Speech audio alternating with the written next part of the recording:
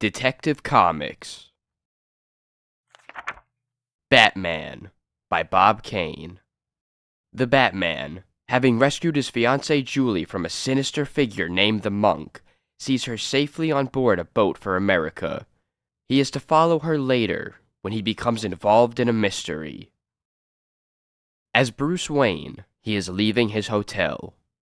That looks like old Jed Farnell. Jed! Oh, Jed! Jed, Lord. I don't blame you, sir. I gave you a shock not having any face, didn't I? I'm sorry. That's mighty queer. A man without a face. I'd like to look into this, but... In a midtown hotel. The mark of Duc D'Orterre, master of the Apaches. I'm doomed to die. What shall I do? Taxi! Taxi! As the car stops for a traffic signal. The Rue des... Oh, I didn't know you were in the car. It's all right. May I be of service? Well, it seems someone is after you, young lady, with daggers at that. Oh, it's the Apaches. They swear to kill me. Come on, there's not a moment to lose. Let's take advantage of this traffic jam. Now, what's the meaning of all this melodrama? It's too long a story to tell. You wouldn't believe me any... Oh! You did it that time, old man. Sure scared her silly. She is in mortal fear. Let us seek privacy.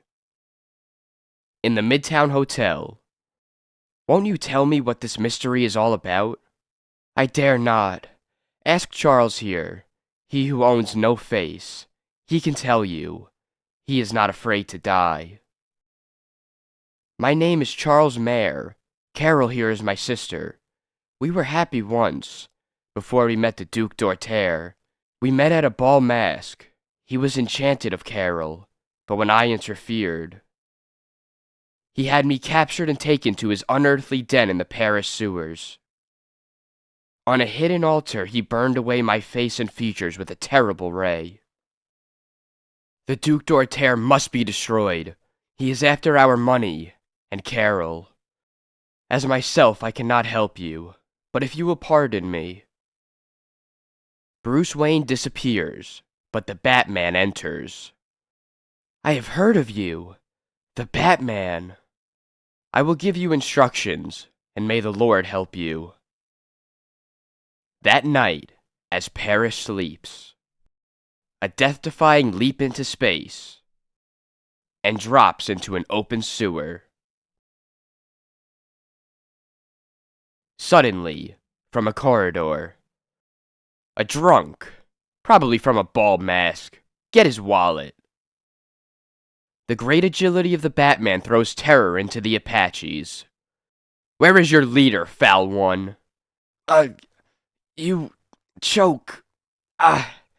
He comes. Aha! A visitor. The Batman makes a flying leap toward the Duke, but is stopped by a blinding light which shoots forth from the end of the Duke's cane. Too bad, monsieur. You are too impetuous. Hey, miss, bring this thing to my temple. I shall be amused for a little while. The Duc D'Orterre threatens the Batman with a terrible death. I believe you are known as the Batman.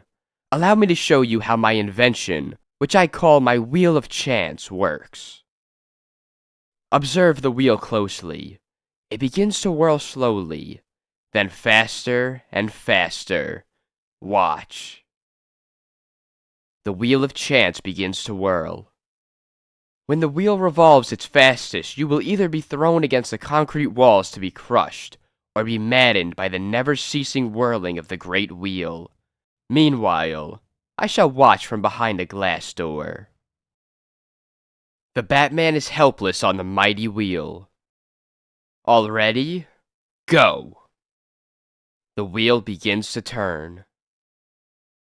The wheel picks up speed. The Batman tries his bonds.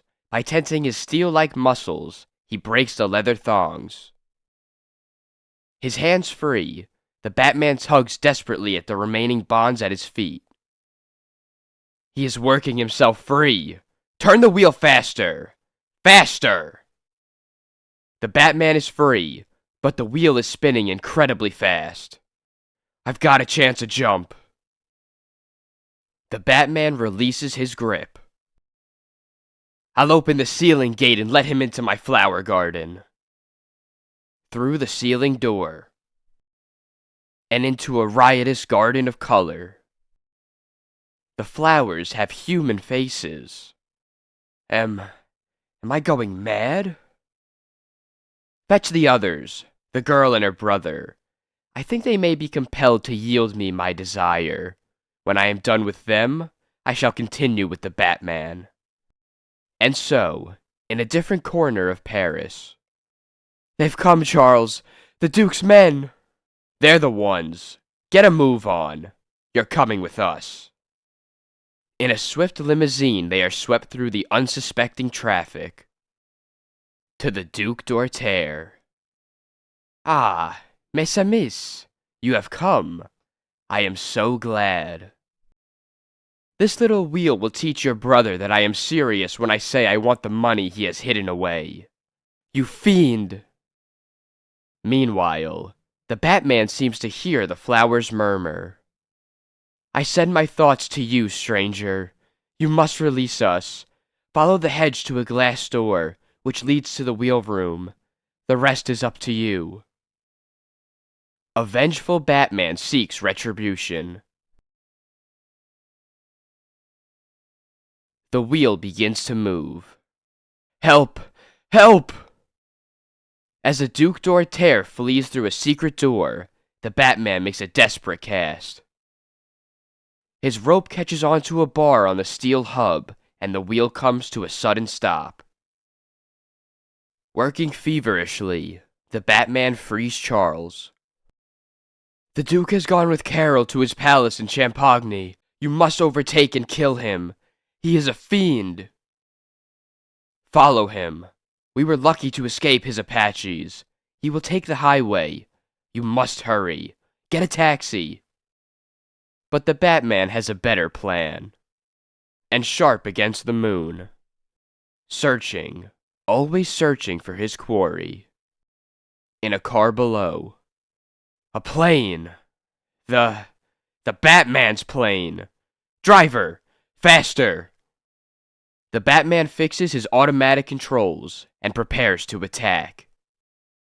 And an eerie figure drops from the sky. The Batman gauges his distance. And then makes a valiant leap onto the speeding car. Again, the menace of the Ray Cane. But this time, the Batman is prepared. So sorry to disappoint you this time. As the car races at a terrific speed, the Batman swings over the side. You die now, Batman!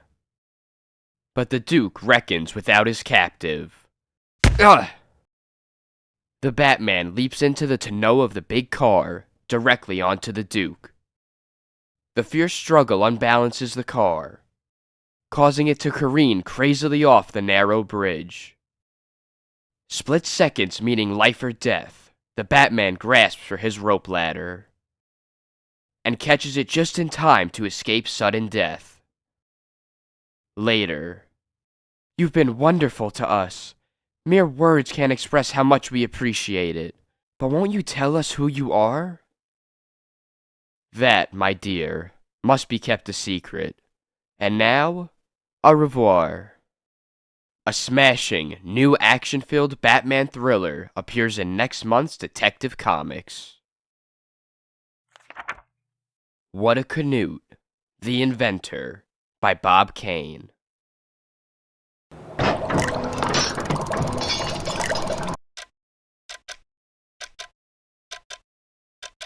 Dum-dee da-da-dum-da-da-dee. Aha! At last, my formula for a headache gas, to replace the old slow remedy of the aspirin. One whiff and immediately the headache disappears. I'll become famous. Now for the test. 1 drop, 2 drops, and... Later. Ahem. A box of aspirins. Ow. My head. Spy by Jerry Siegel and Mart Bailey. As Bart Regan mounts the steps leading to the U.S. Intelligence Bureau, he glimpses a dark sedan swerve near, and a machine gun muzzle protruding through one of the windows. Down! Whew. That certainly was a close call. If you don't mind my asking, why should anyone try to rub you out? But I do mind. Rebuffed by the cool reception, Bart continues on into the building, but is surprised when the man he had saved enters the same office. Well, well, this is a coincidence. Ambassador Reynolds, permit me to introduce Bart Regan, one of our most skilled operatives. We've met. Sorry not to have been more cordial after your rescue, but I've got to be cautious. The ambassador here represents the United States in Bavaria, the small European nation now being invaded by its totalitarian neighbor, Luxor. He's going to fly there to discuss our country revising the neutrality law so that we can supply arms to Bavaria. The unscrupulous agents of Luxor, naturally, will stop at nothing to prevent these negotiations. Since my brief encounter with them, I can understand that very well. You summoned me here saying you had an excellent subterfuge in mind. What is it? If you'll note, both you and Mr. Regan possess the same build. I'm beginning to catch on. Shortly after.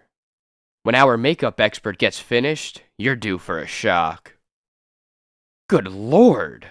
You look exactly like me! Gosh, I do at that. The enemy will never be able to tell you apart. And so it occurs that the ambassador anonymously slips aboard an obscure steamer, unnoticed. While Bart, disguised as him, enters a transoceanic clipper amidst a barrage of questions and newsreel operators. My mission is secret. I can tell you nothing more. Pompous fool. Little does he know that plane is doomed. Hours later, as the clipper streaks across the ocean. Oh hum, I had no idea the trip would prove so monotonous. And in the sky above the giant plane, down streak the 2 intruders from the blue, spitting leaden flame. What's happening? We're being fired on! Be calm, everyone. Strap yourselves to your seats. They're signaling us to land on the ocean, or be destroyed. There's nothing we can do but obey. Down to the surface of the ocean drops the giant sky vessel, in a neat landing. Hurrying to the control room, Bart overhears. Another message. They demand that we turn Ambassador Reynolds over to them. Determined that the other shall not suffer because of him, Bart tears off restraining hands and dives through an emergency exit into the ocean. Swimming vigorously, Bart rapidly covers the distance to the attacking plane and climbs aboard it. You'll never get away with this. Keep your hands raised and your mouth shut. Down toward the helpless clipper drop the 2 fighting planes, peppering it with machine gun fire, like angry stinging bees. Its pontoons pierced, the mighty clipper ship turns tail up and sinks beneath the surface of the sea with its doomed human cargo. You mad inhuman fiends! That was the most heartless slaughter I've ever seen! You don't think we leave witnesses to talk, do you, my dear ambassador? An hour later, the 2 planes zing over the battlefield upon which the 2 nations, Bavaria and Luxor, are gripped in a death struggle. Later, they land at a Luxorian airport. If you'll accompany me to my commandant, I'd appreciate it very much. I haven't much choice. Ah, Ambassador Reynolds, A truly distinguished visitor. And would you mind telling me how far your negotiations with Valeria have gone? Wouldn't you like to know? I dislike being crude, but if you refuse to be cooperative, I can, as you know, make things very uncomfortable for you. I don't doubt it, but you're wasting your time. Look, Commander, we captured him on the road to Valeria. Ambassador Reynolds. What's that? Am I seeing things? 2 ambassadors. Impossible. Better see a brain specialist, pal. Can't you see? One of them is the real ambassador, and the other an impersonator. Well, speak up. Which one of you is the ambassador? Tell me, or I'll shoot you through the legs. And spoil your fun? Nothing doing. Guess. Snarling with rage, the commander prepares to shoot. Desperately, Bart strikes out at his jaw. You ought to do something about that temper. Next instant, the orderly office is the scene of the toughest rough-and-tumble battle north of the Bronx. Who hit me? Not the ambassador, just me. But I guess it doesn't make much difference to your jaw who did it. When the dust clears. What next? Follow me. He's guarding a plane. We need it. Get what follows? I get it. Quick, into the plane. Coming. An alarm spreads as a lithe vessel, bearing Bart and Reynolds toward freedom, streaks down the runway. A number of airplanes follow in pursuit, but Bart heads their ship up, and loses their pursuers in the misty clouds. See 'em? No, we succeeded in shaking them off. 20 minutes later, they land upon a Balerian flying field. Hold it! We can explain everything. You'd better talk fast. They take us for Luxurians. A week later. Thanks to you, Bart, I've been able to close the negotiations. Thank you for the kind words. The end. Buck Marshall, Range Detective, by H. Fleming. The Last Trick. After a long, hot ride from the sheriff's office in Sage City, Buck pulls up at the hotel in Silver Creek and ties his horse at the hitch rail. Hearing sounds of raised voices from within, Buck pauses for a moment at the hotel door. Doesn't sound so peaceful-like in there. A tall young puncher, in dusty worn range clothes, is exchanging hot retorts with Kelly, the hotel keeper.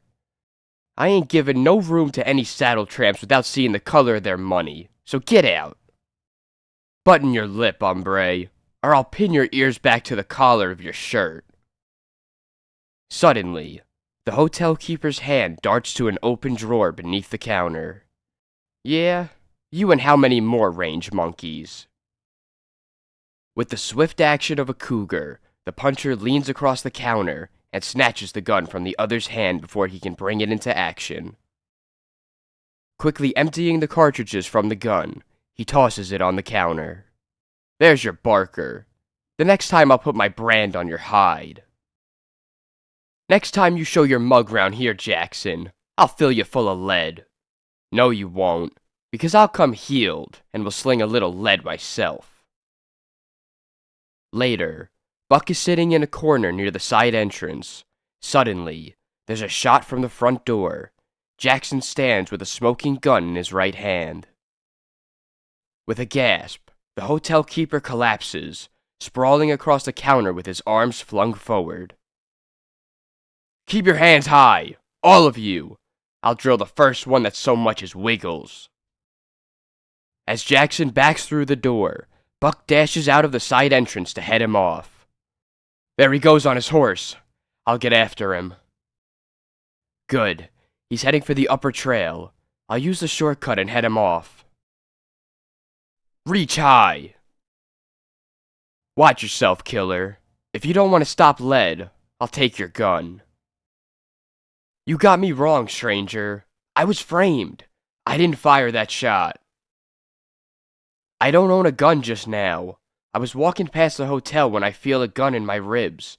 Two Jaspers shoved me through the door, fired a shot from under my arm, and then stick the gun in my right hand. You don't expect anybody to believe that yarn, do you? You had us covered with your gun. Why didn't you tell us then how it happened?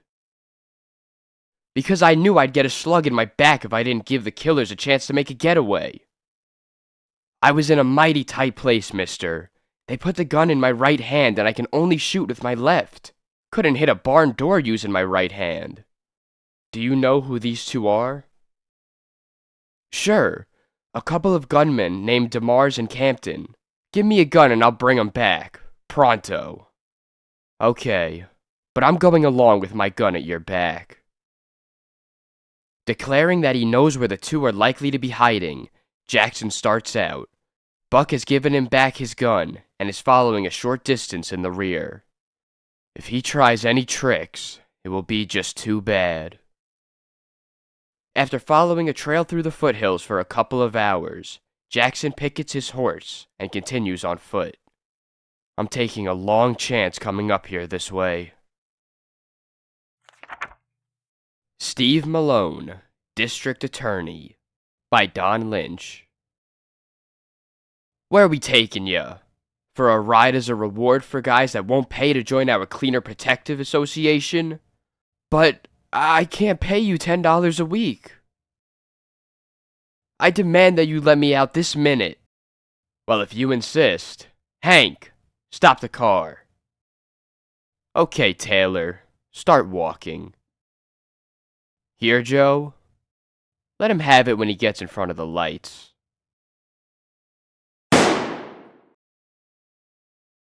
Next day, Malone and his assistant, Happy, find the body. His identification cards say he ran a dry cleaning store on 5th Street. That's the third Taylor shot in 2 months. Wouldn't pay off in some racket. Happy, you're going to buy this guy's store and be a dry cleaner. Ah, now Steve. These mugs will ask you to pay for protection. You say you're already paying another gang, and they'll get sore. How nice. It's the only way to get to the big shot. Tomorrow, you're a cleaner. Yeah, and the day after they take me to the cleaners. Get it? Every week you pay us $10, or have trouble. But I already pay another gang for protection. Another gang? The dirty chiseling rats. When's this other guy come to collect? I expect him here in an hour. Good. We'll be waiting for him in front when he comes out. Steve, I told them the guy'd be here. They're waiting in front of the store. Okay, Happy. I'll pretend I'm the collector and be right over. Gee, Steve, this is suicide. They're across the street. I know. As soon as they nab me, you go and stay by my phone in the office. Somehow I'll call. Trace the number and raid. Now pay me off and I'll go. All right, Chiseler. Our boss would like to see you. What's the idea? Shut up and get in this car. So your gang was cutting in, yeah? Who's your boss? None of your business. You'll tell when our boss starts on you. Steve is taken to the gang's headquarters. This is Joe, boss. Got a guy here was cutting in on our cleaners racket. Bring him in. Come on, into the lion's den with you. I think I recognize you. Mario? Former bootlegger. Shut up, heel. I give you 2 minutes to tell me who you work for, or you're a dead one. Okay, I'm no sucker. I work for Torian.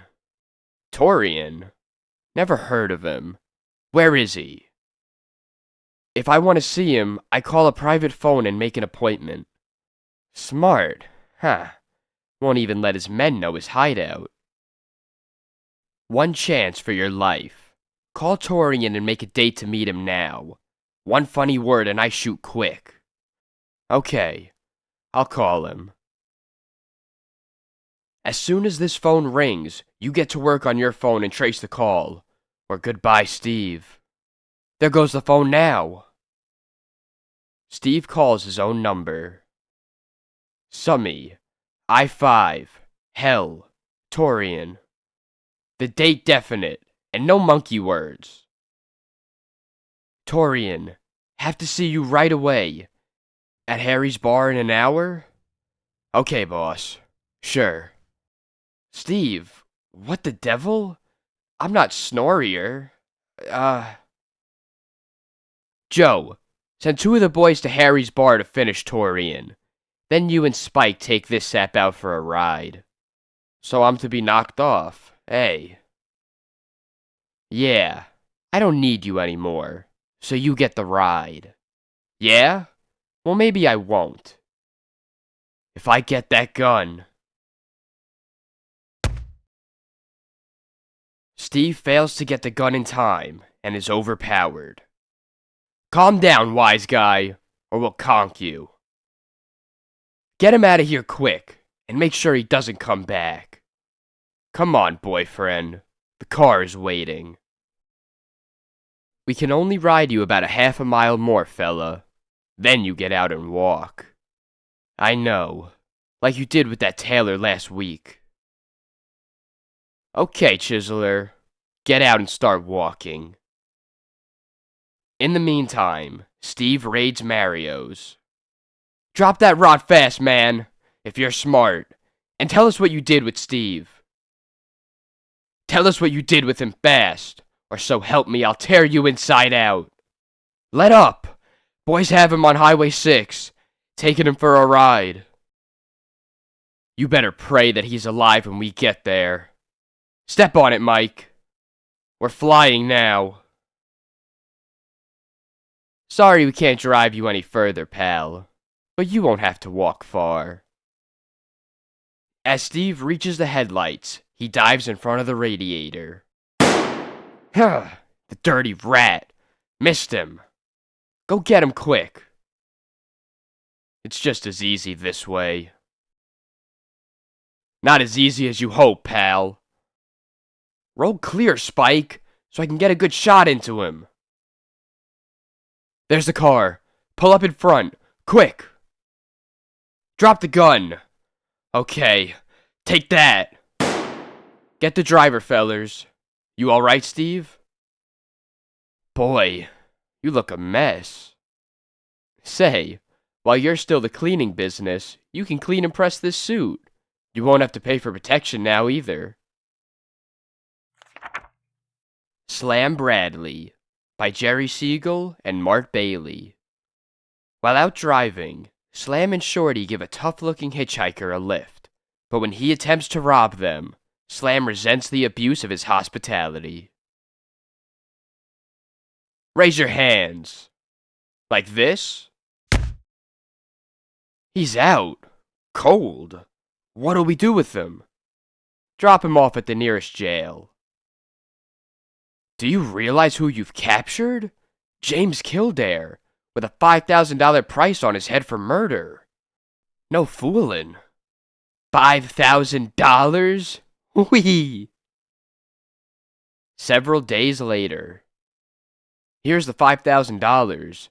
Too bad you didn't capture Kildare's partner, Boris Bursch, too. There's another $5,000 on his head. I've a photograph of Boris, and I never forget a face. If I ever come across him, he's as good as yours. What do you intend doing with the money, Mr. Bradley? That's right. What are we going to do with the coin? Something I've always planned to do. Take an ocean voyage around the world. You lucky stiff. A few days later, the Luthorian steamer, Regnal, slips out to sea with our 2 friends aboard. So long, little lady. Be seeing you again in a few weeks. But meanwhile, boy, will we have fun. Several days later, as they near Europe. Let's drop into the wireless room and send back a message taunting our pals who are stuck at their jobs. Ho ho, rub it in thick. Glamour girls, deck sports. This just came over the wireless, sir. Our country is at war with Twerpany. I feared something like this might happen. Huh? Later. Portholes painted black? Caught in the middle of a war scare? Passengers scared stiff? What a vacation! Don't talk like a frightened woman. We're perfectly safe. At that very moment, within a Twerpan submarine, its commander gives a deadly order. Fire! Toward the Regnal streaks a murderous torpedo. A few moments before the torpedo struck. A torpedo! Jump! Good grief! Look out for flying fragments, and don't let yourself be dragged down by the boat's weight. Dead. All dead. Look! The submarine! Rough hands drag the 2 survivors onto the deck of the sub. Up with them! There are questions they may be able to answer. You! Butcher! Pig! Down into the hold with him! Ah! I will teach him manners. If he'll relax his vigil just a moment. Whirling swiftly, Slam snatches the gun from the commander's hand, holds it against his side. Back! Or I let him have it. Fall back! Do as he says. Good old Slam. I'm taking command here. Back to your controls, and let's get underway for land. If anyone else had survived that cowardly torpedoing, this would have been our chance to help them. As the minutes speed by. A little more elbow grease there. Yes, yes. Ho-ho. This is more like it. Whoopee! Luthorian warships! Will they be glad to learn we captured this submarine for them? But upon the deck of a nearing warship. Stand by for action. That enemy sub must be blown out of the water. Aye, aye, sir. Hey! What was that? A shell. And depth bombs. They're firing at us. We've got to appraise them of the situation by wireless. You'll never send a message on this wireless set. Why, you. Submerge. Full speed ahead. We've got to run for our lives. And hop to it. The sub turns, flees for all it's worth. Later. Whew. We got away from the warships. But what now? Hey, the men. They're... Oh my gosh. What's up? Spit it out. They're gonna blow up the sub. 2 figures simultaneously cut the water as the death-dealing submarine explodes to fragments. Shorty, you alright? Yeah, but what of it? Here we are, afloat at sea, miles from shore. We're doomed. That's what we are, Slam. Doomed to drown. I guess you're right. Well, at least we can die bravely. High in the sky, a Twerpan pilot sights the explosion below. That submarine! Destroyed! But look, 2 survivors. An airplane! We're saved! Maybe. Enemies, eh? Into the rear cockpit. Headquarters will be interested in your version of this explosion. As the plane takes off from the water's surface. I guess we're no better off than before. Listen, do as I say. Fasten the safety belt. What's the idea? You see? Dual controls, and the pilot has forgotten they're connected. Catch on? As the plane wings over a battlefield, Slam maneuvers the dual controls so that it unexpectedly flies upside down. The pilot catapults out. Thanks for the lift, pal. And incidentally for the plane, too. Well, how'd I do? Ho ho! Oh boy! That was neat.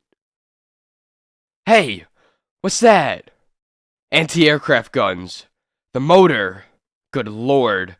We're hit. A square hit. Good marksmanship, men.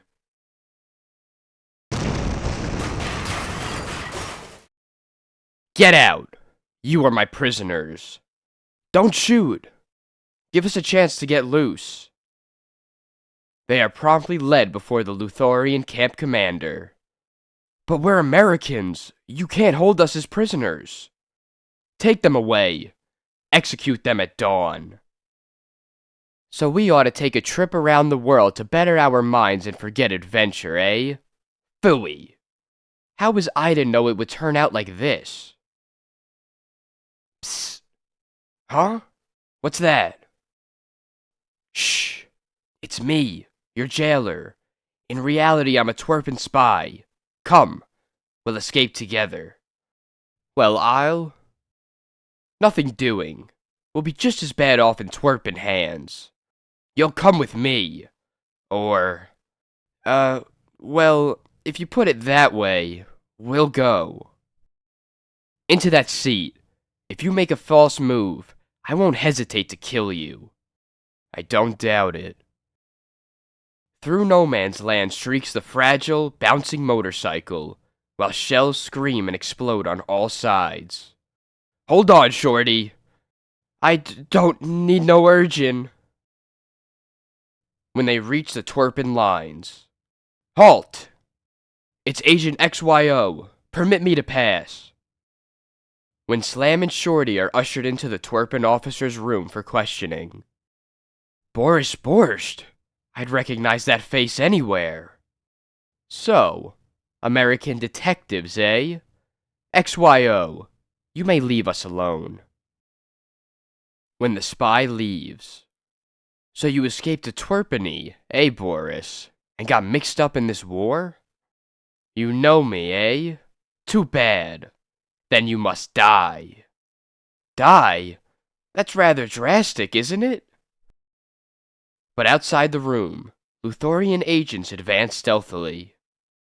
Those two Americans who escaped from our comrades, they must be eliminated before they divulge important information. One swift stroke and we are rid of them. Drop that gun! Traitors! You'll pay severely for this. Whoopee! Saved again! Lucky for us you showed up. Boris here was going to make targets of Shorty and me. Come with us. All of you. As they slip across no man's land, later. We sure were fortunate they showed up in time. What are those guys up to? I don't like the way they're whispering. How about letting us in on the secret? You may as well know now. Dead men tell no tales, and so you're going to die. All of you. Next instant, a hand grenade is launched towards Slam, Shorty, and Boris. Do something, Slam! What? Explode? Swooping low, Slam seizes a discarded rifle. Don't know if this'll work, but... just like Joe DiMaggio. Wham! The spies receive the terrible doom they had intended for the others. You've saved my life. Let me go, and I'll make you a general in the Twerpin army. Nuts to you. Get moving. When they reach an American embassy behind the Luthorian lines. This man is my prisoner.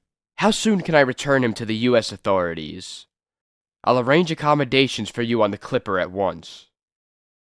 And so, across the ocean wings the great skybird, bringing Slam, Shorty, and their prisoner back to the good old USA. Shortly after. And here's another check for $5,000. What do you intend doing with it this time? One thing's certain, we're not taking another trip abroad, at least while the war's on. From now on, our motto is, see America first. The end.